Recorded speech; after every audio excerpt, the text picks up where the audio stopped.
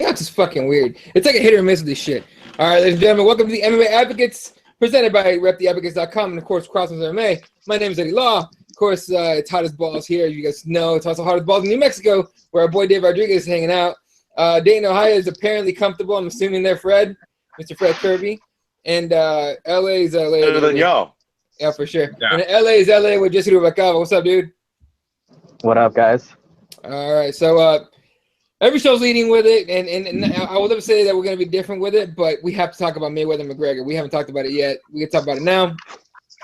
I mean, fuck. No one actually, besides Kirby, who legitimately thought the fight was actually going to get booked? Like, it's actually going to happen. Other than Kirby. Anyone else think that shit? Exactly, Yeah, right? I did. No, I think that it was just it was a lot quicker than we thought. We thought it was just going to be like a long drawn out process, but obviously it's making too much goddamn money, and they're like, we have to make this shit happen now. So, fuck it. It's about the now. Here's the thing. First of all, just in case anyone forgot, because obviously it's Mayweather against McGregor, August 26th, right? So the date, August 26th, T-Mobile Arena. If Ice Cube lets him do it, because Ice Cube apparently has the arena booked already, and if the money's right, he'll give it out. He'll gladly give it up, but they got to make sure they're paying for it, which is, it's how it works. So now we're gonna get this fight. I want to say less than a month before we get Canelo against Triple G, which is a legit fight. So it says with that question, Dave, Mayweather against McGregor, an event or a fight or a spectacle, I guess. Man, I mean, yeah, as far as people have gone out of control during this week, like giving these proposed matchups of MMA champions versus so-and-so, insert boxer's name. I mean, people are really going crazy with this shit. So it seems like everybody wants a boxing match at this point, or they're going to try to, just get into one way or another, whether it's Artem Lobov boxing somebody. Hell, Dylan Dennis might be on the fucking card booked against somebody for all we know. Me. I'll fight him. Yeah. Even if he taps me, I get paid a lot of money, but I can at least punch that guy one time. It's all I want. It's just one time. Anyway. But it really, what I want to mention, though, it really goes back to what we've talked about. I think it was like either 3 or 4 episodes back. We mentioned that all these fights were going to happen, that everything, like all the freak show fights, whatever you want to call them, the spectacle, this was being the main focus of like being the big time money fight. So we know that was going to happen. We obviously know that Cyborg has a fight now, so that's somewhat of another intriguing possible money fight scenario there. Who knows what the hell she does post-fight or after the fact. But, yeah, everything seems like it's happening. That the John Jones fight's there. It's there, basically. We don't know if it's going to happen until we see both of them enter the cage at this point. But everything is happening. I mean, all that's left is to book Tyron Woodley in a fight and have his fight official, add Michael Bisping on there against somebody, hopefully. And let's get these fucking divisions moving forward, because it seems like we're going backwards a little bit, Yeah, definitely, especially with Stipe's talking, Anthony fighting Anthony Joshua. Adrian Broner calls out Nate Diaz for boxing. It's kind of fucking crazy. Fred, your boy McGregor got his fight that he wanted. He's getting paid a lot of money, but he's also saying he's gonna not only gonna win the fight, he's gonna knock Mayweather out. He's been doing it for a few months now, right? He was like, fuck Mayweather.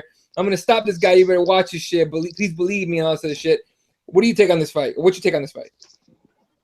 Fuck, man. There's so much here to unpack, right? I mean, listen, obviously it makes sense from Conor's perspective. I mean, we've kind of discussed it a little bit. There's not much to lose from Conor's perspective, right? Anybody who knows their ass from a hole in the ground kind of assumes he's going to get outboxed.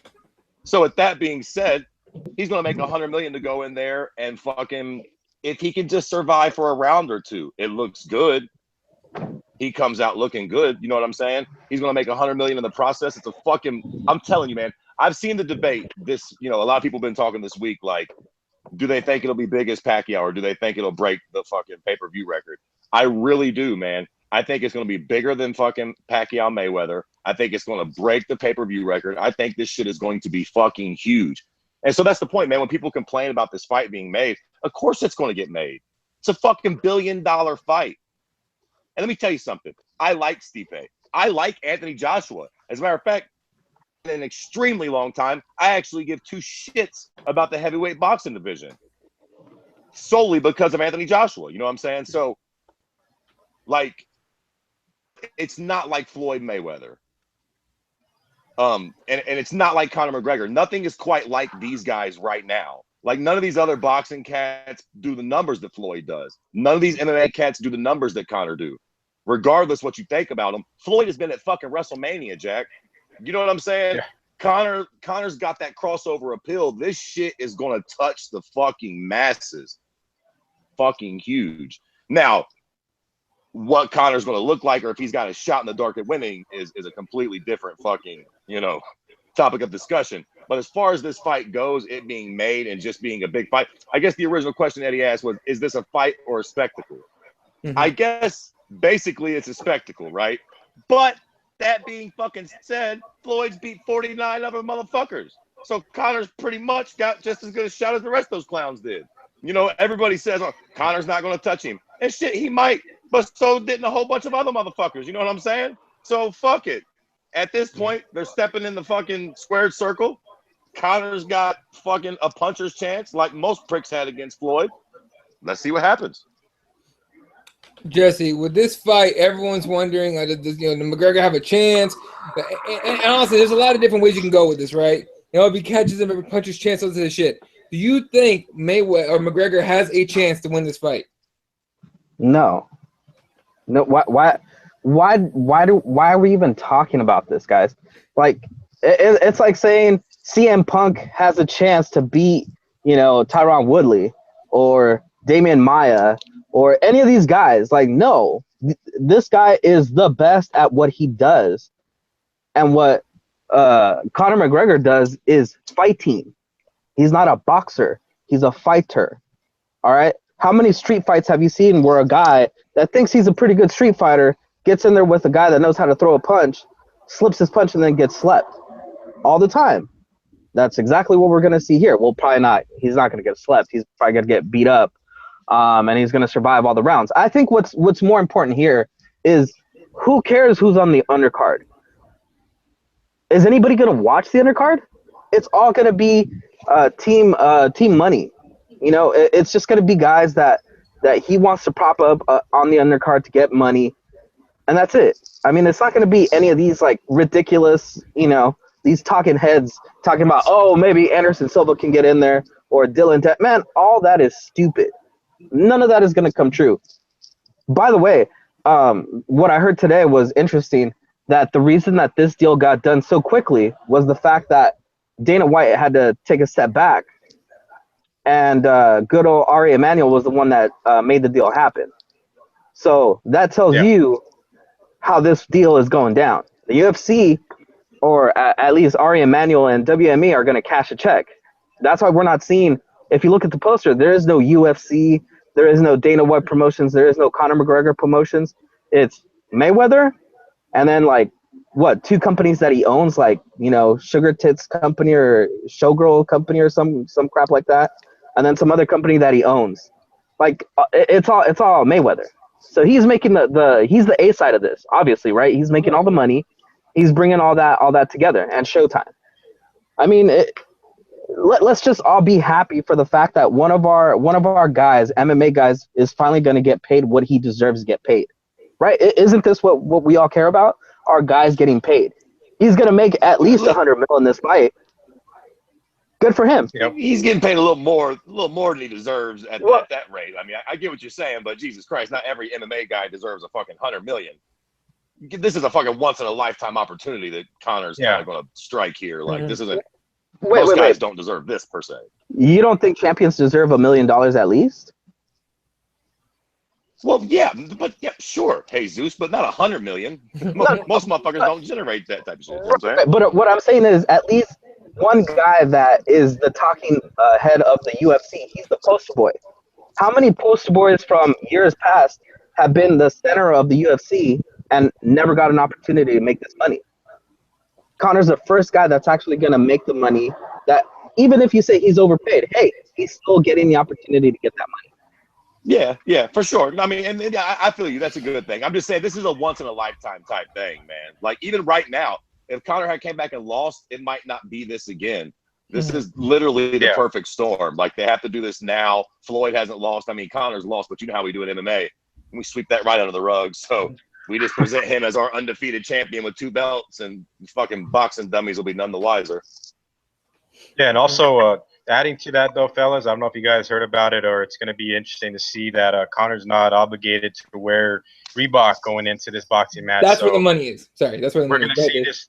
Yeah, we all know Floyd Mayweather, when he boxes, he's out there in lime green gator skin, trunks, all the above. So I expect to see Conor McGregor with Louis Vuitton gloves, Gucci this, Gucci that, and then the endorsements come from there. I think Budweiser signed him too. I think he's in like the new Budweiser commercial too. So not only is he racking up $100 million on the fight alone, he's racking up, money he's gonna be set for life basically after this day. And I mean, that's where I kind of like see the fight as being not what we're all going to expect it to be. Like, it may in fact deliver like on the spectacle side, but when you give anybody $100 million, anything is possible. Anybody will do anything for that kind of money. So on both sides of the coin, Floyd being the legendary boxer that he is, Conor being the superstar, like I said, my assessment on the fight is it's probably going to go 12 rounds.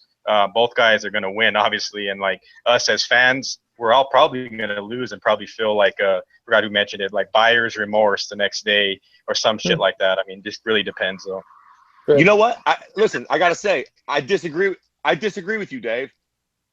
I've heard a lot of people kind of saying this, man, and I tell you what, I'm not saying Conor's going to win. I'm going to predict him because that's motherfucking my/our boy from MMA. I would imagine that a bunch of boxing heads picked James Toney, even though he took a beating when he came and fought Couture. Oh, yeah. You know what I'm saying? I think that Conor's going to make this fight exciting. I tell you what, I'll bet you this fucking fight is better than the Pacquiao fight was. I bet my fucking nut on that. I mean, Conor may get schooled, but I feel like he's not even smart enough, boxingly speaking, to not make it entertaining. Do you know what I'm saying? I feel like at the very least, Conor's going to come after him. I think that he knows he's not going to outbox Floyd Mayweather. I don't think they're that foolish in his camp. I do think they can. I think they think he can win. Right.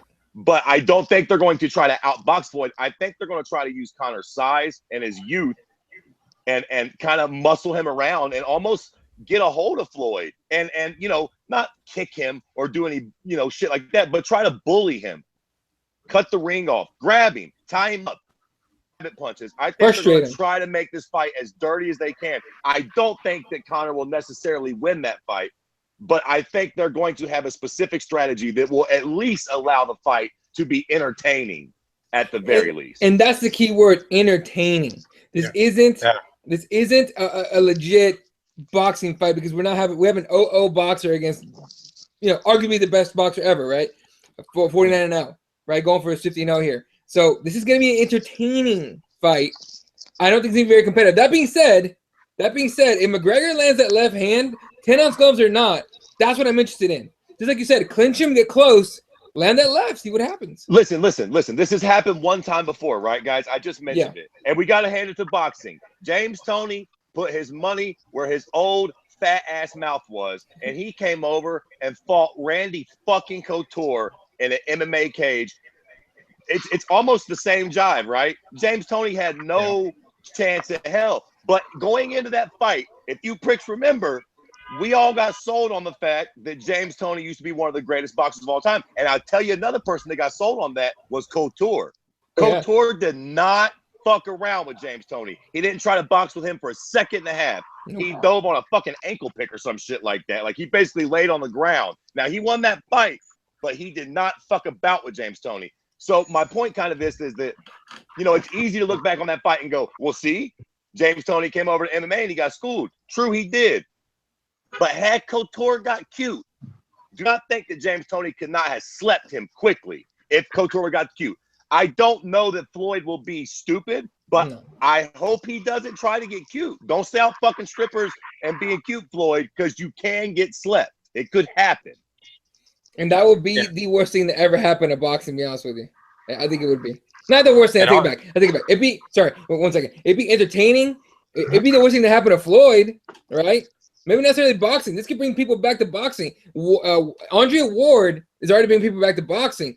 Klitschko against Joshua brought people back to boxing. Boxing's on the come up. We got Triple G and fucking Canelo coming up. In my opinion, people look, and I know before I said this fight's bullshit. It's bad for everybody, or not everybody. It's bad for boxing. Now that I think about it, it's really not.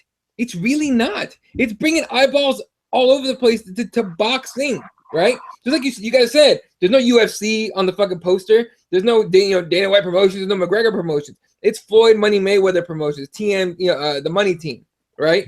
It's his promotion. This is a pure boxing thing. It's bringing eyeballs. Everybody really wins.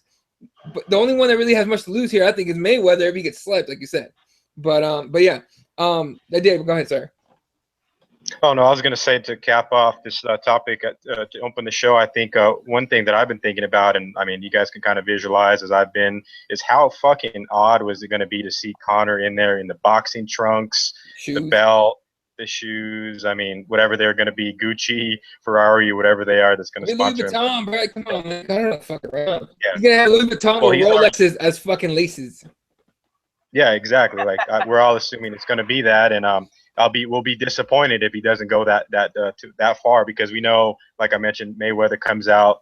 I expect Mayweather to come out in gold gator. I'll call it right now, gold gator.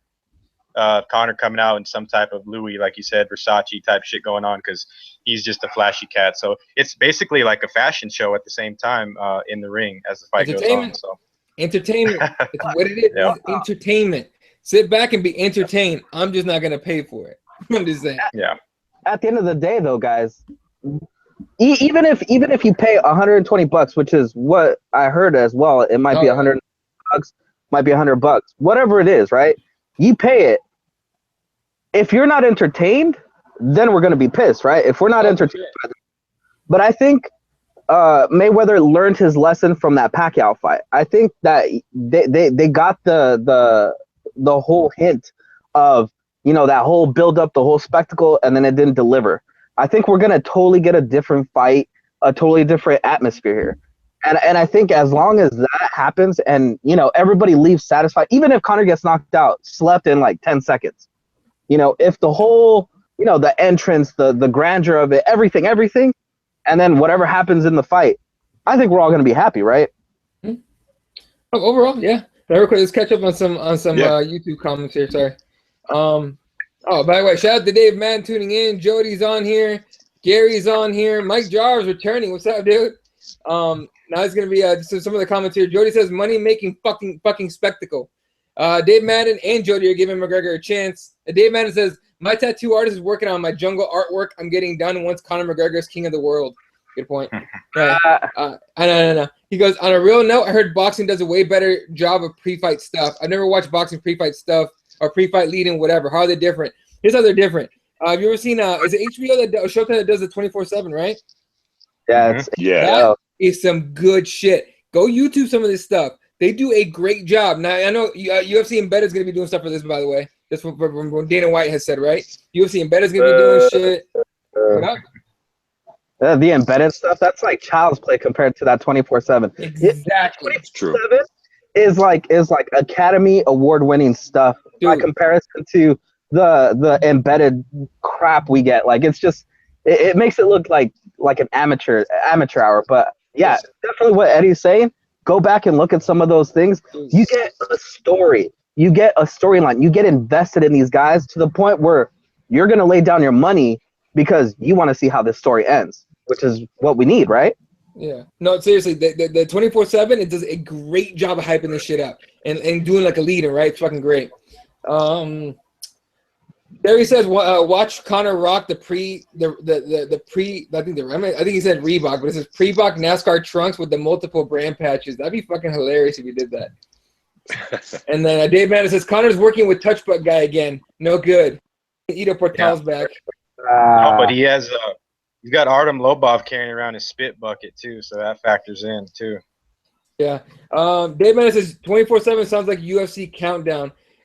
It's way better. It's so much higher quality. You need to check it out for real. Like it's way better quality than anything UFC's ever done ever. All right. And you know what's funny? After this, UFC's gonna that embedded shit and the countdown's gonna have to. You're gonna have to jack that quality up because if everyone watches 24/7 stuff, I mean, I guarantee Dana White will tell you the same shit.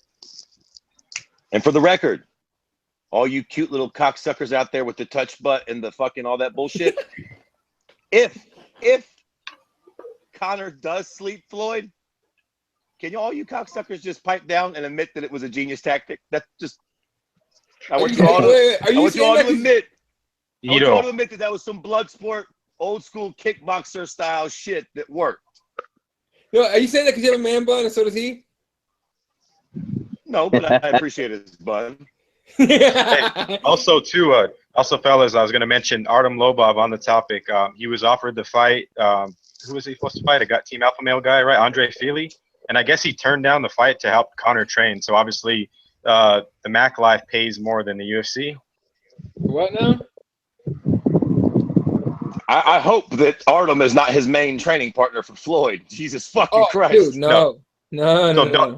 I found that hilarious, though, because he basically, Artem Lobov, wasn't he headlining a card not that long ago? But obviously his next fight wouldn't have been a better payday for him. He'd rather go get paid by Conor to help him train for Floyd. You remember the star-studded corner that Artem Lobov had for that fight, Dave? Oh, yeah, he was star-studded. McGregor was there. No, he wasn't. John Kavanaugh was there. No, he said, fuck that shit. I'm in Australia giving a speech. He had fucking Owen, who's great fucking coach, mind you, but just Owen. That's it. And he's already predicted a knockout too, Owen Roddy. I think he said like a third or fourth rounder is what he's predicting. I don't know. Mike Drive says I'm not paying for that or Bellator, so he's not paying for this fight or Bellator. I don't blame you, dude. Especially that Bellator. We're gonna get into that because this Bellator card is, in my opinion, a scam. But we'll talk about that in a minute here. Yeah. Let's do it. Let's get right some other shit so we get through it. All right. Anything else on McGregor Mayweather before we move on? We'll have plenty of time in the coming weeks to discuss that further. Oh, please believe every episode we're gonna have to, because there's gonna be some more shit coming out. Hey, here's one thing I'm excited for the fight, because I'm gonna watch it. Not gonna pay for it, but I'm gonna watch it. Okay, is I want to see how much shit Conor McGregor talks in the ring, because he talks shit. All right, I want to hear what he says. I hope to drop mics in there. And I mean, come on, it's fucking pay-per-view. Fucking just let him fucking talk, right? I want to hear what he says, because I don't think Floyd Mayweather is good at shit talk whatsoever. He's awful at shit talk. Conor McGregor at least works on that part of his fucking game. You know what I mean? I want to hear what he says to him. I really do. But anyway, all right. Bellator NYC/180 this weekend, this Saturday night. Oh, by the way, UFC Sunday. They didn't want to compete with Bellator. Actually, it might have been how it ended up. But regardless, Bellator NYC is the pay-per-view portion of that Bellator card. Bellator 180 is the televised, the prelim, I guess you could say, of it. And that's headlined by a rematch. An amazingly exciting rematch between Phil Davis and Ryan Bader. Anyone excited? Exactly. I'm excited. Oh, shut the fuck up, you liar. Look at all the lies coming out of you. What do you think about that fight, dude? It's a rematch. Last time Ryan Bader won an annoyingly boring decision. But, he's a better fighter here is Phil Davis. Who knows? What's your take on that fight? Yeah, I think we've seen this fight happening. Back in November, I think we talked about it. We said instantly after he slept Little Nog in Brazil, we said that this would be the fight that would set up. They'd set up in Bellator. So, and it does follow up with the welterweight title fight that I'm looking forward to, Lorenz Larkin and Lima. But I think Phil Davis and Ryan Bader could low key be a pretty damn decent fight. I mean, it's got to deliver. I mean, there's a couple fights before it. The Chinzo Machida Gallagher fight ought to be pretty good. Hopefully this one's not a stinker in between a title fight and that Machida fight, because those are really two bouts on top and bottom. So, but it is indeed the headline of the prelims, though, right, Eddie? Right. There's a headline of the prelims. That's the 180 card. Now, here's something to look forward to, because you just mentioned James Gallagher. Gallagher is a 20-year-old kid from Ireland, trains at SBG. He's exciting as fuck. He's great on the ground, dude. His jiu-jitsu is fucking high level. His he kind of tries to fight like Conor, like as far as stance goes, right? So I mean, his hands or his striking is serviceable, but dude, that fight goes to the ground. Machida, I believe, is a black belt, right? Chenzo, I think he's a black belt. That being said, fuck, I want to see that fight to the ground so badly to see how quick this kid goes. But James Gallagher is an exciting prospect in this card. Yeah, there's some decent fights, man. Everybody's anticipating the debut of Aaron Pico. I mean, that guy's been it's been a long time coming for him, a young superstar, well-credentialed wrestler, boxer. So he's on the main card, man, and he's taking on a pretty decent opponent, 8-2 Zach Freeman. So looking forward to seeing what Pico is going to be capable of doing, and getting through one win and onto bigger paydays in Bellator, because Bellator's got a a lot vested in this kid, and I think he's got to show up on a big stage here for sure. Definitely. Mike Drop says McNugget should have hired that bum in the park who introduced him to this movement training and changed his bun life instead of this fraud Ito. Oh, Jesus Christ. And then Gary talking about this Davis Bader fight says about as exciting as an unwanted paternity test. I don't know about you, but that's some nerve-wracking shit. That's exciting in the worst way. Okay? Don't fuck around with that paternity shit. But let's talk about Bellator NYC, because this is the pay-per-view portion of it. Now, just name off the bouts real quick. The first fight on the pay-per-view is going to be Aaron Pico, who is a wrestler extraordinaire, also a Golden Glove boxer. Kid's got hands. Kid's got ground game. Should be pretty good against, I believe, Zach Freeman, who's 8-2, experienced. It's going to be a test for Pico, but this kid's been fighting his entire life. I don't see any reason why he shouldn't at least be a competitive fight. What's the fight after that one? My memory's all fucked up. Well, I'll skip that one. After that, we get no, but that's the third fight, right? Isn't there 5 fights or is there 4 fights on the pay-per-view? No, there's whoa, five. just settle, just hold on. All right, calm the fuck down for a minute. Let me just take a collective shit on a bunch of things here for a second. First off, sorry. I don't know if it's just me, but I don't really care too much about Lyoto Machida's older, less well-known fucking brother fighting some. That's what's other in the prelims. Yeah, well, whatever, Jack. If that's one of the selling points for this historic card, let me take a minute to go, wah. Yeah. Ryan Bader, Phil Davis. Lil Nah gets slept more than goddamn it Bill Cosby's exes. Okay? Fucking that fight sucks. There's no way that fight's entertaining. I mean, let's be fucking honest. Those two pricks are going to lay on each other for 15 fucking minutes and really take the air out of that goddamn building. 25 minutes. Oh, Jesus H. Christ. That's a fucking championship. It is. Oh, Lord Bellator. I like Scott Coker, but I'm telling you right now, that's a bad decision. And another thing, this fucking Aaron Pico kid. Listen, I'm sure he's a good kid. I'm sure he's a top prospect. This is the second fucking pay-per-view that Bellator has ever done. Mm-hmm. They're leading off their pay-per-view. All this fucking talk about Conor McGregor's never boxed before. Haga, jaga, jaga, jaga. At least the cute cocksucker's a full-blown star and a champion of another organization. This fucking prick has never had a professional mixed martial arts bout. Yeah. Never, not one. Now listen, maybe he's what we all think he is, but fuck. I mean, Brock Lesnar took a fight against fucking Hungman, whoever the fuck, in Korea before he got to the UFC, okay? That's Brock goddamn Lesnar.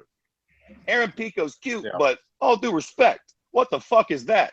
And that's a fight that we're paying for on Bellator? Woo. Yeah, and then according to Brett Okamoto, he believes that Aaron Pico is the best UFC prospect in MMA history, quote unquote. Best MMA prospect or UFC what? UFC prospect? What do you mean? MMA prospect, period. The best in MMA history, he claimed today. He tweeted out. Look, Aaron Pico's going to be good. I know. You know, Kirby's saying he's never fought in MMA before. I get it. This kid's going to be good. No fucking question about it. In my opinion. All right. So then we got Michael Chandler against Brett Prime. Basically, Michael Chandler against who? And then first good fight, and maybe the only good fight, like exciting fight on this card. Douglas Lima against Lawrence Larkin, because Larkin is just straight savage, straight up. You know what I mean? Yeah. Of course, co-main Fedor against Matt Mitrione, and the main event of Chael Sonnen against Vanderlei Silva, 2 super old dudes. Now here's the thing about this fight. I want to start here with Jesse. You know about this pay-per-view. I mean, why? I don't know. It blows my mind that it's a pay-per-view, right? Arguably, this UFC Oklahoma card is gonna be better than this Bellator pay-per-view. Do you agree? Yeah, more than likely, especially having it be free and actually live on TV, so we're gonna get to watch it as it's happening. Unlike Bellator over there, that's time delay or whatever until the pay-per-view. Yeah, and just to put it out there before you continue, supposedly it's gonna be live. The pay-per-view will be live, this pay-per-view, but supposedly the 180 part is gonna be live. I'm not gonna believe it until I see it because they're full of shit most of the time. But the intent is for it to be live. So sorry, Jesse, go ahead. Sure. Anyway, whatever. I honestly agree with what Fred said. This card is just it's not pay-per-view worthy. And that's obviously why they're not charging a full pay-per-view price for it, right? Because they know deep down inside that this is just like, you know what? This is a perfect like Strikeforce challengers card, right? You've got a couple guys that are coming up. They could have thrown our British guy that's a badass over there. What's his name? The guy that nearly killed Cyborg's husband or ex-husband. Oh, MVP. MVP. MVP. There you go. They could have thrown him on there. You know, sprinkled in a couple more prospects and made it a challengers card. You know, basically, because that's what I'm thinking. Especially, you know, with having like Primus in there that not a lot of people know. I mean, the hardcores might know him, but most people don't know who the hell he is. And he's on pay-per-view. He's fighting for a title. Then you got, you know, Aaron Pico. That, I mean, Brett Okamoto's saying he's the best prospect, MMA prospect. I could say the same thing about Fred Kirby over here. Fred Kirby is the greatest MMA prospect yet undiscovered. I mean, No, Dylan Dennis though. That's another thing. God damn it! Who's got? I can stop talking about Dennis. God damn it! I'm so tired of that guy. No, but that's a good point. That's a good point, though. Dave's right, though. Yeah, yeah, it You is a could good point. potentially say that because he's so credentialed in jiu-jitsu, and that Yeah. motherfucker could potentially be a fucking fart in the wind, hypothetically speaking.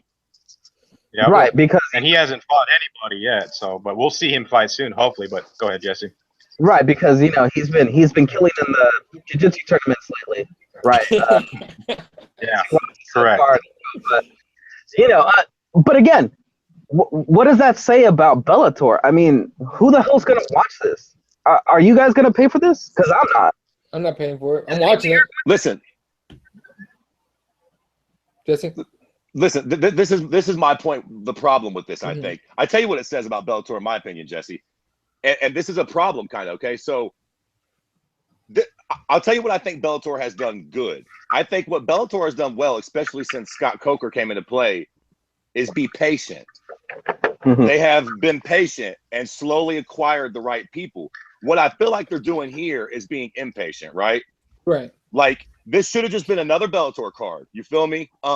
And first off, Fedor needs the headline, okay? But Fedor needs a win, and then Fedor needs a credible opponent, and then Chael Vanderlei should have been a co-headliner. You feel me? So like, I feel like maybe Bellator could have done this. They just needed a little while longer, man. I mean, listen, I'm a real MMA head, okay? Real talk. I'm a real fan. And I'm not going to order this pay-per-view. And I mean, that means a lot, dog. Like, if they had gave me a little more, I would have ordered. But I can't. First off, Chael and Vanderlei, I mean, come on, guys. Real talk. What is there to be expected there?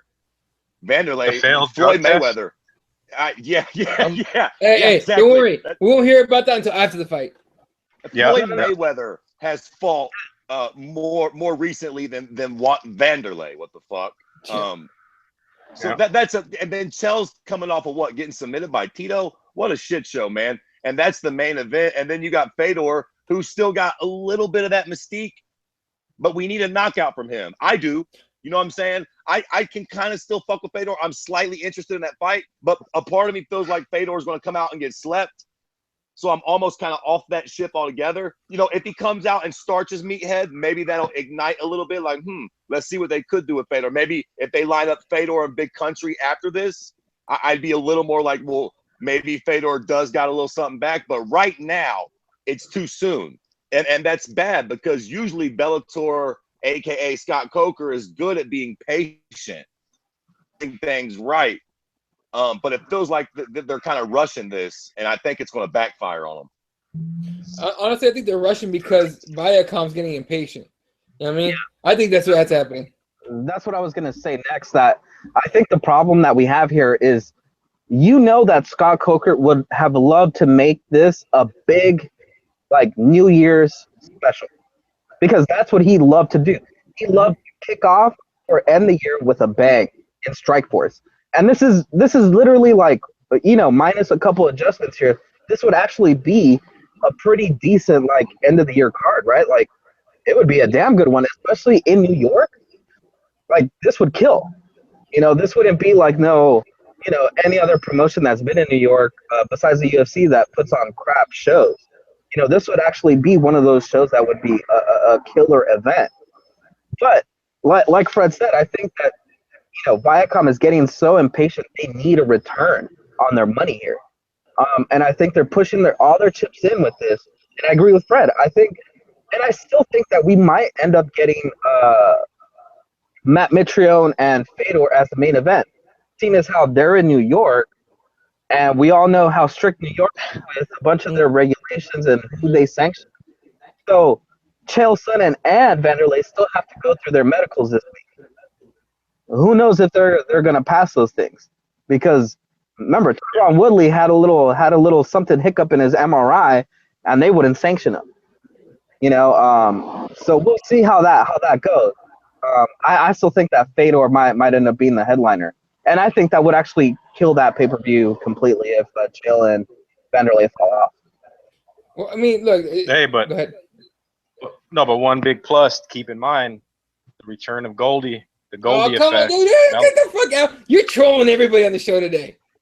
Continue your troll. Hey, go fuck troll. yourself. You all go fuck yourself. Wait, you're gonna buy the pay-per-view because Goldie's on it? Of course Fuck not. Here. Of course not. Don't get your panties in a ruffle. But I am genuinely excited to see Goldie again. I like Goldie. Sure. Enough with the Dominic Cruz and the Brian Stan. I like Goldie. He's like an old pair of socks. That's it. He fits well. That might be the best way to put it, to be honest with you. It's an old pair of socks that fits well. Is it not going to be awesome to hear Goldie say his signature corn nuts and it's all over and all that? It's going to be embracing the grind. Aaron Pico embracing the grind. Yo, I seen a tweet today. Somebody had tweeted at Goldie, like, I know you can't say inside the octagon, but are you allowed to say like it's all over or blase blase asking for a friend? And I swear Mike Goldberg retweeted it and was like, we'll be in a Bellator cage, but other than that, everything else is virtually identical. Yes! That's my dude. Dude, fuck yes. You know what? I just became a bigger Goldie fan now because he owned that shit. That's what I love about people. When people own their goofy shit, that's my favorite thing about people. You own your goofiness, you get it. You fucking know what the fuck is up. Oh, you know what? Props to Goldie on that shit. That was great. Couple of YouTube comments here before we move on, or we'll continue to talk about this actually. Oh shit, they're kind of clowning on you there, Fred. Joker says, Bellator, ew. Much love though, fellas. I'll do some RTing for you. Kirby's hair is sure is shiny today. I want to use it as a bath sponge. Ooh, that's cute, Joker. Yeah, and then Mike Drop says Discovery Channel just hired him for a new season of Moonshiners. Jesus, man. All right. You can go fuck yourself, Mike Jarvis. Dave Madden says I want to see Pico McGregor in a boxing match, and then Gary with the Chael vs. Vanderlei for the UFC AARP belt. Fuck it.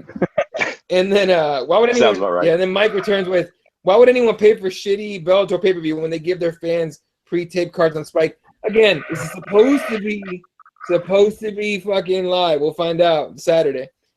And then so basically, save your money for Conor Mayweather. A third of the cost. So look, right? Save your money for that one, and if you're really gonna pay for it, and then save your money for Triple G and Canelo if you're in the boxing. Yeah, that's what I was going, like, real ass talk, man. If you're gonna save your money, I'm not trying to shit on Bellator or kick a man while he's down, but if you really got a selected amount of money, and you're like a UFC / MMA head, just truthfully speaking, if I had to buy either that motherfucking Triple G Canelo fight or this fucking Bellator pay-per-view, I'm all over the Triple G Canelo boxing match, man. And I don't give a shit who's on the undercard of that either, but real talk, that's going to be way better. What the fuck? Hell yeah. And then Mike says he was talking about Dave with the Moonshiners. Because Joker earlier said, what up, though? Dave hasn't slept in a week going down that Eddie Bravo wormhole. And they said Discovery Channel just hired up for a new season of Moonshiners. Okay, that makes more sense. I was like, what the fuck? All right. Oh, Joker's on your side again. Says preach, Kirby. Okay. So, yeah. All right. So let's talk about UFC Oklahoma now. Okay. Headline: Kevin Lee. Whoa. I'm sorry to interrupt you, big dog. Go ahead. I might have to go.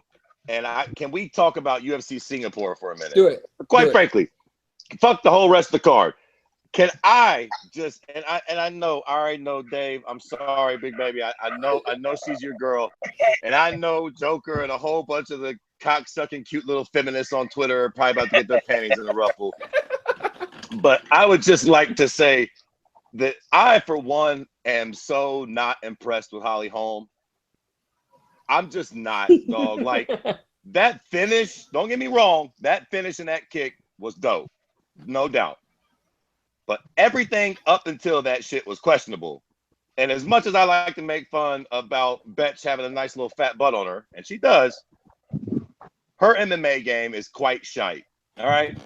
And for as great of a technical striker as we always hear that Holly Holm is, who has she knocked out in MMA other than some fucking black broad on the amateur circuit, Ronda Rousey, and now Betch Cojeda? Yeah, she did them all with head kicks. Yeah. That's cute. Crow Cop head kicked some fucking Mexican jerk off with a mask one time too in Pride. So what? Like, I just don't. I think, all due respect, I'm not trying to shit on Holly. All due respect, real talk. I think her striking for MMA is highly overrated because she came from boxing and she knows how to throw a head kick. I'm not saying she's a bad striker by no means, but I think people get a little carried away with that shit, man. I don't think that she was just waiting Betch out that whole time, waiting for the perfect moment. I just think that her striking's a little overrated, man. Like, and I said that on Twitter, and a couple people got their panties in a bunch. Like, how dare you call her striking overrated? She's a world-class boxer. I don't give a fuck. Who has she fucking boxed out in MMA? It's true. No, that's true. And look, and again, I'm happy. I was fucking impressed with the question mark kick. The technique was flawless. That being said, she knocked out a chick half her height. You know what I mean? And we all know that Correa got... That's a terrible striker. She got worked by Rousey, who Rousey has far worse striking than like Cindy Dandois at this point. You know what I mean? Yeah, literally. I mean, Ronda Rousey looked like, all due respect to her, a complete joke against Amanda Nunes. So even the fact that it took Holly, 3.5, 4 rounds to snuff out Ronda, in hindsight, is kind of like, what the fuck took so long? If you was such a precise striker, you should have Conor McGregor, Jose Aldo that hoe. Boom, one right down the pipe. There goes Ronda. I mean, come on.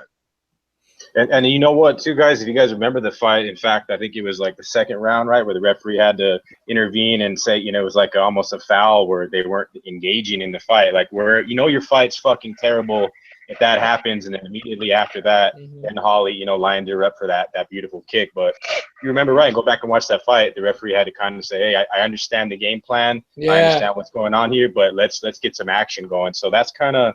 It ended good for Holly. She got a pretty a nice kick win. Everybody knows Holly loves to kick bitches' heads off, and this was another case here. But it was Beth Correa at the end of the day. So I heard people saying Holly's back, this and that. I mean, I'm here in Albuquerque, and I called this fight exactly as I seen it from the beginning.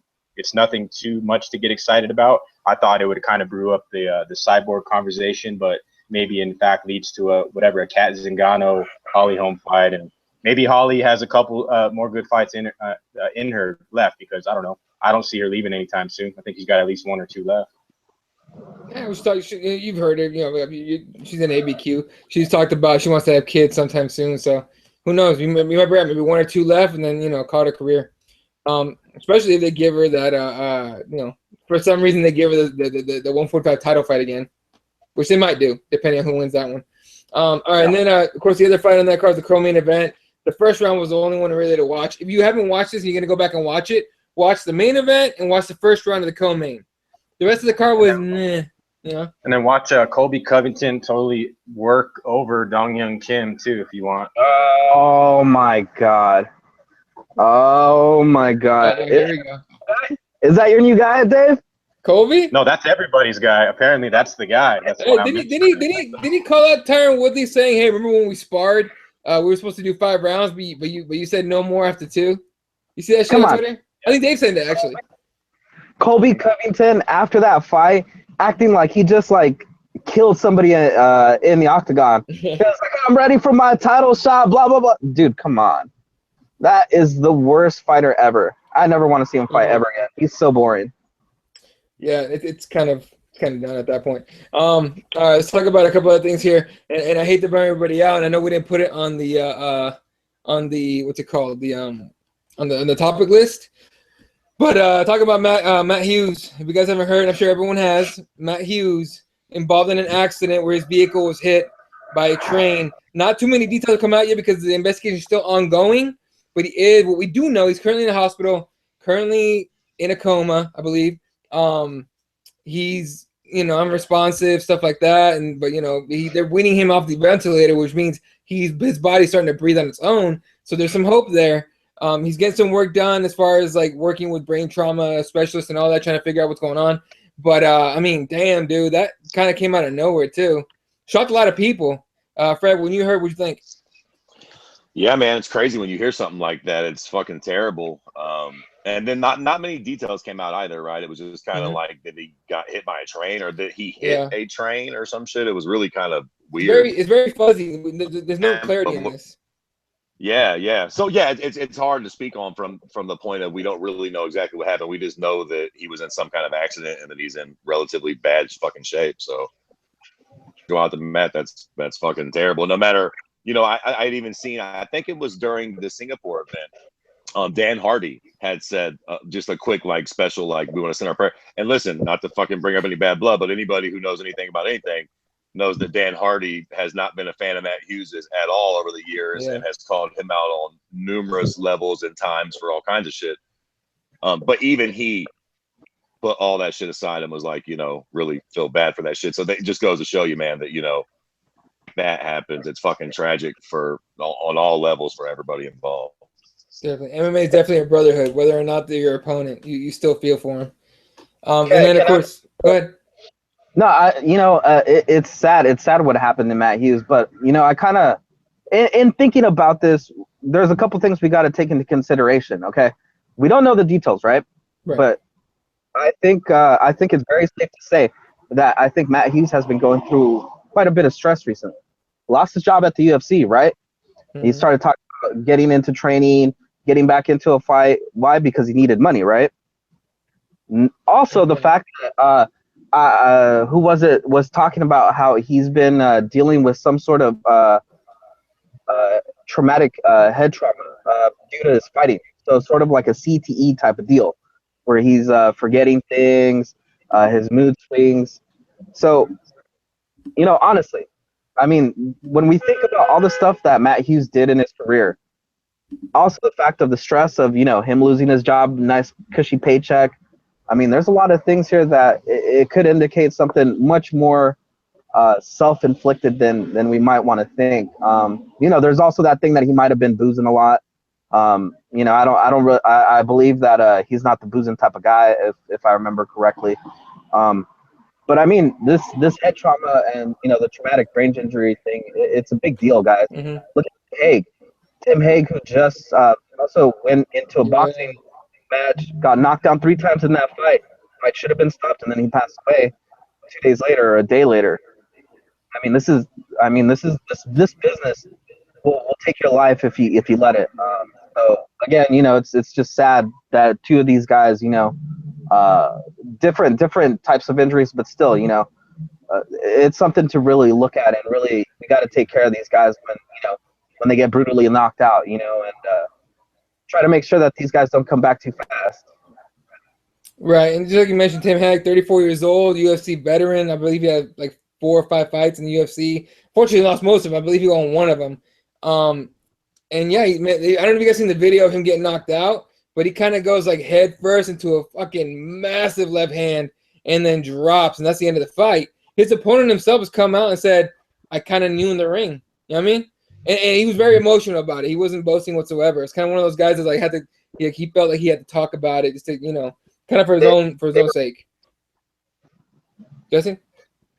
They were friends. That's why he came out and talked about it, because he's actually friends with Tim. So that made it even. He shouldn't have been allowed to fight, though. I think he had some medical stuff where he shouldn't even have been cleared. And then at the point of which he got knocked out, which was like several times. So like Jesse said, he makes a great point. I mean, about the Matt Hughes thing, where some pre-existing stuff with Matt. You know, he doesn't have the UFC job, so there's a lot of details that are unknown right now. But what happened with Matt, what happened with Tim Hague in the boxing realm, definitely can't be a good look for whatever it is, the boxing world and the Conor McGregor fight coming up. So it's a big different ball game when it's the big boys, but it's still boxing and it's still MMA. It's just all about, you know, imagine how that referee feels. I mean, fucking A, you know, so it's weird. I mean, I think there's like stuff going on in Canada about, you know, pursuing that as far as they can go, investigating it. So yeah, a sad thing about Matt Hughes is he's been a Hall of Famer, a superstar of the UFC in the golden era, I guess you could say. And yeah, when I did hear about it, hopefully we hear good news going forward, and that Matt could possibly make a full recovery at some point. So yeah, and I know just said all, you know, he pointed it out. I mean, it's a good point to bring up, but just to clear it up, we don't have any details whatsoever. I mean, they have not released anything official other than his condition. All right, so it's a possibility that was the case. It could have just been an accident. Who knows? We won't find out until we ever find out.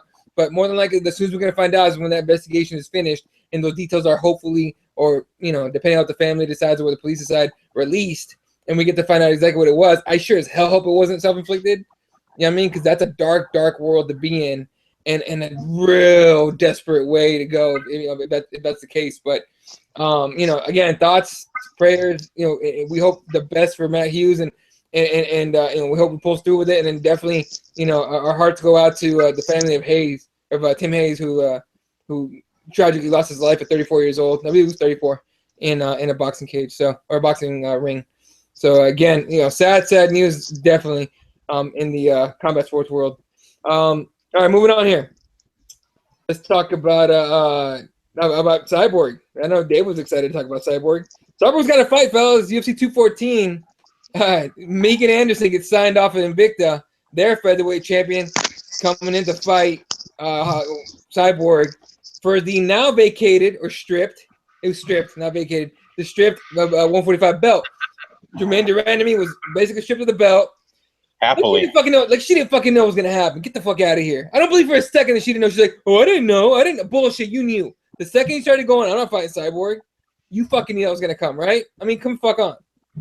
and I think both girls probably knew the fight was happening too, because last time Cyborg was slated to fight, she was kind of bitching about not having a 10-week time period to cut weight. So she knew this Anderson fight was going to be the thing that's going to happen, and possibly her last fight. I mean, this could be one last fight that UFC got out of her, and then maybe she goes on to Rise and whatever the fuck it is. So they got her in a fight. We're actually here, guys. So Fred, Cyborg has a fight, man. Megan Anderson, is that somebody that Cyborg beats, and does she beat Megan Anderson, Fred?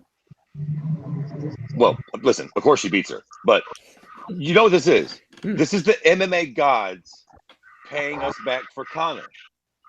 They've led Conor astray, so they're paying us back. First off, Jermaine Durandamy, or however the fuck you pronounce your cute little last name, you are MMA cunt of the week. And again, to all you Twitter feminists, I don't give a shit that you're salty that I'm calling her a cunt. She's the most disrespectful UFC champion of all goddamn times. What the fuck do you mean? You're like, lots of people talk lots of shit, right? Bisping is chasing the money fight with GSP. I don't think anybody has ever thought that a champion, any fighter in the UFC, let alone a champion, was actually literally scared of another fighter. But goddamn it, I don't know how else to call it. Other than Jermaine just was low-key scared of Cyborg and just did not want that fucking fight. Enough with the excuses about the steroids and the this and the that. Man, bullshit. You're the fucking champion. Everybody on planet Earth knows she's the only rightful challenger. You've got to fight the girl. What do you mean you're not going to? Thank the MMA gods she got that fucking belt taken. And yes, David, I tell you what, Megan Anderson will do the trick. I don't know if I'm quite sold. I don't necessarily think she's a major threat to Cyborg, but it'll do. She's decent. She's fucking big, and she's talented. So, you know, I think that inevitably Cyborg will snuff her, but it's a good start. Let her win her belt there. And then let's, you know, at this point, one can assume that at least from now on, from here forth, every time we see Cyborg step in that fucking cage, there will at least be some shred of doubt. Away with a fucking W. You know what I'm saying? Exactly. At least people will always think this will be competitive in some way. Right. Yeah, and then my question to everybody here is, does Cyborg winning this fight, like say in impressive fashion, does it lead to the UFC, you know, offering her a new deal and starting that new deal off with a fight with Holly Holm, a fight where Holly has already said, "I'll sign the bout, send it to me, let's do it for the title." Once again, as a lot of people thought Holly beat GDR. a couple months back. So I thought so too. But Sure. it's hard, I don't know, man. It's hard for me to say whether or not will Cyborg want to re-sign that deal? You know what I mean? Like she's been bitching and complaining about rightfully so, mind you, bitching and complaining about how she's being treated. The problem is she continues to complain about it. It's constant bullshit, crying about it. That bothered me. Other than that, will she want to re-sign with the UFC? Won't she look at Bellator, how they're treating their fighters now, or Ryzen, I don't know how much they get paid, but how they're treating their fighters and be like, nah, fuck this UFC shit. They're going to treat me like shit. I don't want to be under Dana White again. Let's go somewhere else. Yeah, but nope. You also have to take into consideration who is going to do everything that the UFC has done for Cyborg. Very true. Because how many fighters do you know of that they hired a nutritionist for? How many fighters do you know that they basically made a division for and offered her and then said, okay, now you're ready. Now we're gonna reset the clock on this division. Oh, now the champ doesn't want to do it. We're gonna strip him right away. When do you ever hear of them stripping a champion this quickly? It never happens.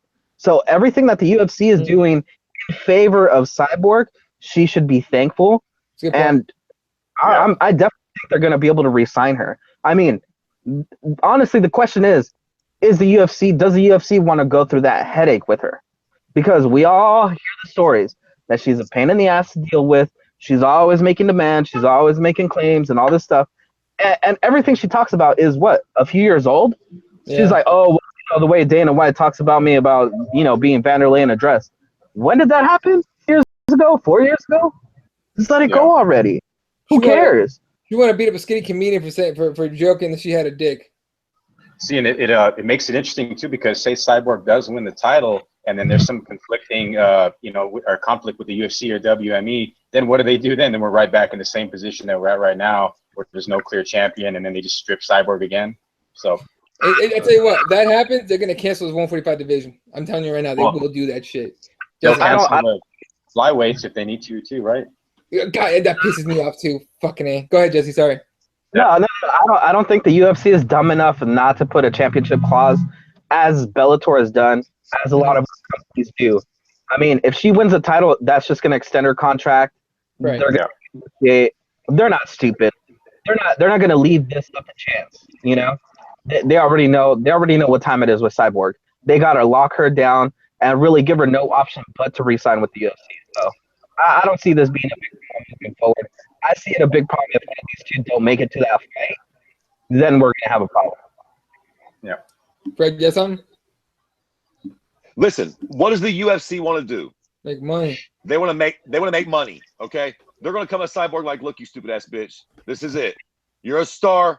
Go out there and snuff this fucking white hoe out. Let us promote you and let's make a bunch of money together. Don't be fucking punching people on retreats. Don't, goddamn it, test fucking positive for pig steroids. Yeah, fucking. Make the weight, fight 2 or 3 times a year, star, and make us a bunch of money. Let's do it. Yeah, that's why I'm promoting. I think that the Holly Holm fight presents itself. Say she does win, because that's basically a money fight. That's a WME effect right there, and it moves the division forward, because that's what we want to see, is just this 45 division move forward one way or another. Yep. No, definitely. A couple comments here on the YouTube comments. A lot of people. Joker made a joke, and it's fucked up. I'll tell you guys off air, but because it was pretty fucked up. But it is funny as shit though. And then Mike Jarvis, of course, says, I wonder if head trauma, this is about the Hughes thing. I wonder if head trauma had something to do with it. That's a real thought. People are wondering about that. Megan Anderson against Cyborg. Mike Jarvis points out, and I believe Dave did as well. Megan Anderson got submitted by Cindy Dandois. What do you think is going to happen against Thyroid? What do you think Cyborg's going to do against her? You know what I mean? And then Holly don't want that. Mike Jarvis says, Holly don't want that fight to fight Thyroid at 145. She wants that bantamweight belt back. I still don't get how she got out of that failed PED test. She's talking about Cyborg getting out of that test. Jesse, you remember the details of that, right? Yeah, it was a retroactive PED that they granted her because of the fact that it was actually doctor prescribed for what was it? Her hormones being out of balance. Yeah, it's doctor prescribed for the fact that she actually does have a penis. Hey. Let me just point out, though. This is California, And if I just walk around the corner, there is a doctor, quote unquote, that will prescribe me some medical marijuana and other stuff to me without really checking me out. So it's great to live in California and access to some of these doctors, quote unquote, doctors. Oh yeah, drug dealers. Most doctors are drug dealers. Fuck, my doctor always tries to get me as like, hey man, my back hurts. So can I do this? Oh, here, just take this. No, doc, I don't want that shit. Can you fucking tell me what to do here? You know what I mean? 'Cause I'm not fucking with no painkillers. But anyway, yeah, that shit's fucking. All right, moving on here. We got a couple more things we got to hit before we head out here. Dave says that Kukui needs to fight Tony Ferguson. We haven't heard about this dude, and that's bad. We're talking McGregor. He's not even fighting UFC MMA. We're not. There's not a word about Tony Ferguson. Nate Diaz, by the way, Nate Diaz just got sued by his former management group for $1 million for apparently he didn't pay for the services and a bunch of other messy shit. But they're at least talking about Nate Diaz. Everyone's talking about Nate Diaz again. Tony Ferguson, not a peep from anybody. This is bad for Tony. Dave, what do you think about that? Yeah, I think what Tony had mentioned too. I think it was a podcast he did yesterday or the day before. I think it was maybe the Anik Florian or so. But he was just talking about having to just kind of take a backseat basically because Adi Attar is his manager. You know what I mean? Connor's manager. So he explained his frustrations on past episode or past podcasts about him and his record and his streak basically that he's on at 155 and how his management and the UFC have kind of geared, a little bit of favoritism towards Connor as he is the money guy, but Tony's been the guy in there that's paid in blood, sweat, and tears, no doubt about it, for how long now, and he is the true top contender at 55. So, like you said, Eddie, if fans are really kind of distracted by the whole Mayweather Connor thing, like the UFC, they got to get this Tony Ferguson guy somehow get him in a fight, whether it's somebody just whoever it may be, a top 55er, whoever wants to sign on the dotted line. Because we don't know what the fuck's up with Connor. Because after August 26th, who knows what's going to be next for him. And I think another interim title might just have to be suitable for Tony Ferguson against whatever. Khabib, maybe. That's possible. We don't know what the fuck's up with Khabib either. Real quick, on that point, because you're talking about, what's that, Jesse? No. Go ahead. Okay. On that point, Tony has kind of taken, and this is kind of, mixing topics here. He's taken the whole thing about GDR getting stripped. And he's been applying it to Connor. You know what I mean? A lot of people have been applying it to Connor and to Bisping. And some to Demetrius, but not so much. But this whole thing of like stripping because they're not fighting the #1 contenders and shit. It's just weird. This is weird. Get the fuck out of here. Yeah, I don't buy it either. Not remotely the same. They're not. They're definitely not. They're definitely not the same, right? That being said, Fred, what do you think about that? That's getting some momentum from the fans anyway. What the idea? I mean, listen, I could get that where you might say maybe Connor should be stripped, but let's not fucking compare him to fucking Jermaine. Yeah. I mean, he's not refusing to fight anybody. He's chasing $100 million. Stop it. Anybody. I mean, most fighters get it too, and they're like, yeah, true. Fuck, if I had that opportunity, I would. As far as Tony Ferguson goes, he's just gonna have to take one of those fights. Yep. Connor gonna go make $100 million. Nate Diaz gonna Nate Diaz, and he's just gonna have to fight the next suitable contender. If goddamn it Khabib is off fucking Ramadanin, then he's gonna have to fight. Who the fuck's Michael Johnson fighting? Justin Gaethje. Yeah, there you go. Fight the winner of that. I don't know what to tell you. You know what I'm saying? Listen, I like Tony a bit. He's not my favorite guy in the world, but I know he's probably the top contender at 55. He's not Connor. He don't got no $100 million fights. He's just going to have to settle with what he can get. And if Nate won't fight him, then the next best thing is all he's fucking got. I mean, what are we talking about? You know what I'm saying? You got to do what you got to do. Yeah.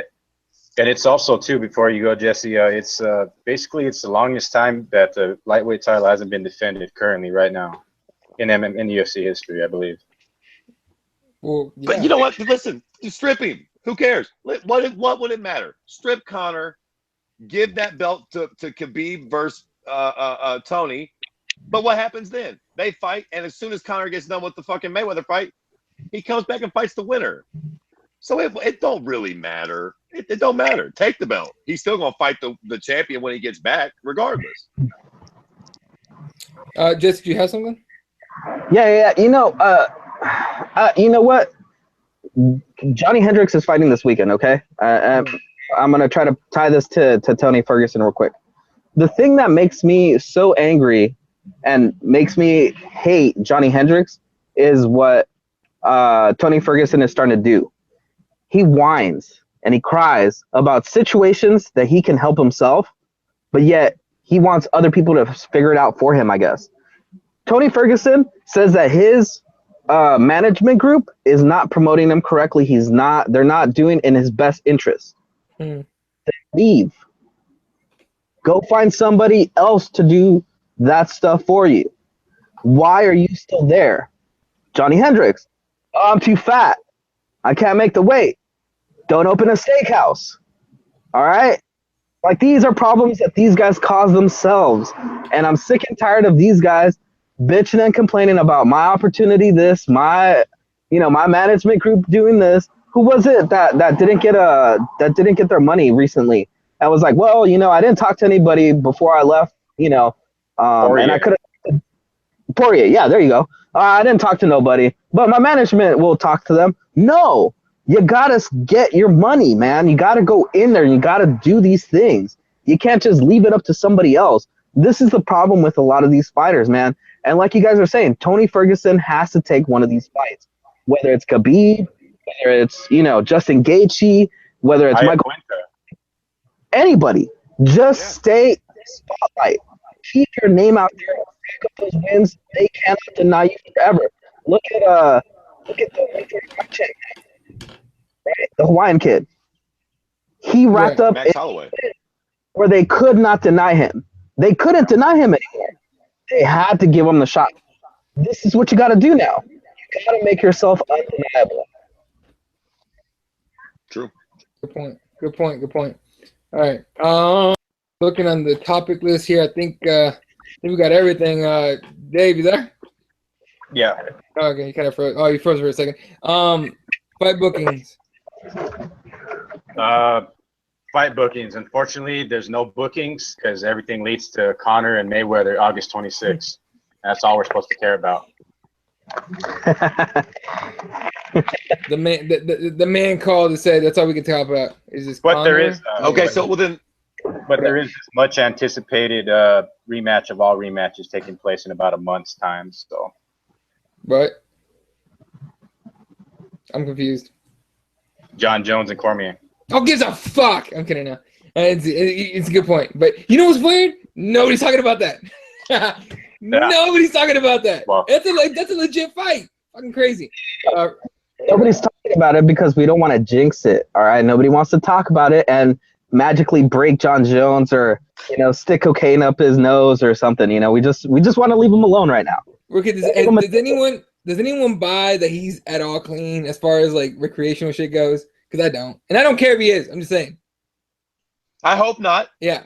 That ain't what got him to be champion. Get cooked up, Johnny. I said, get cooked up, Johnny. What you was doing, just taking Uber. Listen, yeah. Wrong. So what? He likes a little cocaine and white girls. Get off his dick. He's a winner. All right.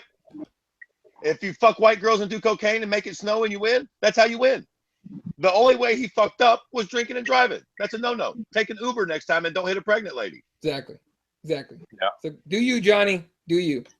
And don't embrace that coke boy image because that's fucking stupid. And at one point, stupid. Jones was compared to like the Ali of MMA, and now we're down this path to where, oh yeah, it's cool to take dick pills and to take cocaine and to basically fuck up your entire legacy. It's just a cool thing, and you just whatever.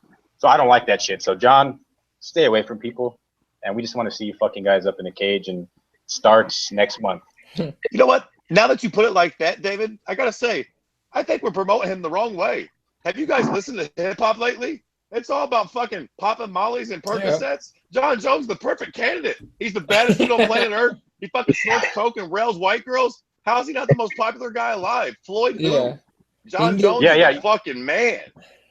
Yeah, you mentioned it, Fred. I talked with Dave Madden on the NorCal MMA podcast, and I've been telling a few people about it that basically what Conor is now, Jones should be that guy. Yeah. And he is actually could be the king of the MMA period. But what did he do?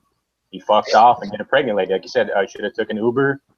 A couple things went wrong for him, man, and it happened in Albuquerque, man. That's why it fucking kills me, bro, because right here in Albuquerque, New Mexico, the greatest of all time was taken out by an intersection in Albuquerque, New Mexico. You know what's crazy about too? I don't know if you guys know this, but you know cocaine's out of your system in like 3 days, right? Like there's like 30 hours, some shit like that. It's nothing. Like, yeah, it could be up to 3 days, but in the worst case scenario. But 3 days is like worst case scenario. So in a perfect world, you know, Dana White said things before, like, listen, I don't care if fucking Nick or Nate Diaz smoke pot, just as long as they don't do it right before a fight. In a world, John Jones could have came out with his cocaine usage like, so what, motherfucker? I do coke. I fuck hoes. I just don't do it before the fight. I still kick your ass, Daniel Cormier. He could have just been the most prolific character ever, and he just been his fucking self. And took over. And he could have been in these like specialty fights too, whatever it is, Mayweather, boxing fight. I mean, the craziest fights you could think of. Yeah, he could be king of the fucking world. That's why I'm implying this as my point. No, because that's a good point. John, he is the true fucking king. We know that. I mean, I'm not going to knock Conor and discredit Conor. Conor's proven that he's the $1 million man, Ted DiBiase of the UFC, and he holds the gold. So he delivers, man. And I just think back to just John Jones. I mean, where could he be? And he could probably be at least $50, $100 million richer. You know? Yeah, pretty much. Yeah. All right, fellas. That's going to do it for us. Anybody else got anything else before we go? Yeah, real quick. Go ahead. If any of you guys want to affect change in our sport and actually try to do something better for the sport, if you guys have anything to do with MMA, journalism, any kind of blogging, anything that you guys do, join the MMA JA, because that's what they're trying to do. They're trying to make journalists accountable for what they do, proper sourcing, proper everything, and actually making good decisions and ending that whole culture. I don't know how many of you guys have been to events, but when you see some of these journalists in flip-flops and shorts, it's so stupid to see these guys like that. So we need professionalism if we're going to be covering this sport, guys. And if you guys want to affect change, because these guys are trying to affect change. One of the guys, we may not like him, but he is trying to affect change and make sure that none of this stuff about blackballing people like Josh Groves, Loretta Hunt, people like that, Jonathan Snowden, people that cannot go to events anymore just because of the stuff they say, report, stuff like that. So this stuff doesn't happen anymore. Guys want to do that, join that association. I put in my application. I don't know if anybody else here has, but it's a good thing to try and at least try to affect some change there. Until I get the rest of the details, I mean, there's a lot of questions that haven't been answered, and I want to hear answers for. You know, it's just a weird thing for me. It really is. I don't buy it, but we'll see. We'll see what happens with it, man. I definitely haven't done my research on it. I'll be honest with you. All I know is what's been described by other people. But yeah, I'll look into it. See what's up. Yeah, and Snowden's still a cunt regardless too. Oh yeah, no, he's permanent. He's permanent. It's true. Permanent. Anyway, there is that. What's that? I said there is no denying his cuntiness. Oh, no, for sure. All right, fellas. It's going to do it for us tonight. Ladies and gentlemen, thanks for watching. Shout out to Mike, Jody, Outspoken 311's on here. Dave Madden, of course. Gary was on here. I believe we had a Jeremiah sighting earlier. And Joker, of course. Thanks to you all you watch. You can follow Jesse at Spawant1983. Fred Kirby's at Kirby_MMA. Dave is at Dave's MMA Brief. Check out this boy on the NorCal MMA podcast. I believe it dropped yesterday, the day before.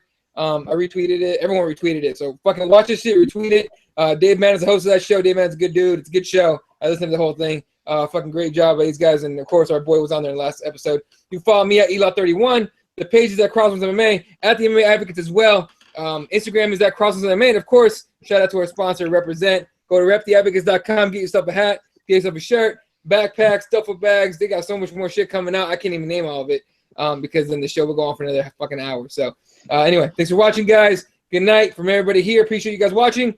And, of course, good night, Wilshire.